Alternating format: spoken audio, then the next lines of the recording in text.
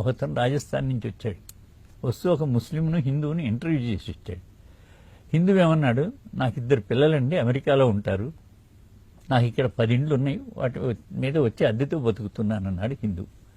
ముస్లిం అని అడిగితే, నాకు 10 మంది పిల్లలండి, నాకు ఆస్తులు ఏమి లేవు, ఇతనికి ఉన్న 10 ఇండ్లు మేము ఆక్రమించుకుంటాం, వీళ్ళకి ఎవరైనా అమ్మాయిలు ఉంటే లవ్ జిహాద్ కింద ఎత్తుకుపోతాం, మేము బతుకుతాం, మాకేం సమస్య లేదు.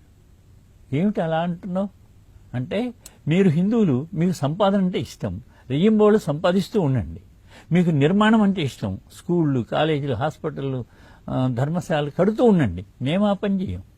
మా పని లూటీ, చోరీ, కబ్జా, హత్య ఇలాంటి పనులు చేసేస్తాం. ఎందుకు, మీ అమ్మాయిలను ఎత్తుకుపోయామనుకో ఇంకా మీ సంఖ్య పెరిగే సమస్య లేదు, భవిష్యత్తు మాది, పెరిగేది మేమెందుకు ఈ నిర్మాణాలు, ఈ సంపాదనలు మాకు పెద్ద అవసరం లేదు అని చెప్పాడు బహిరంగ. అతను చెప్పాడు బహిరంగంగా. ఇది వాళ్ళకు ఉండేటువంటి ఈక్వేషన్.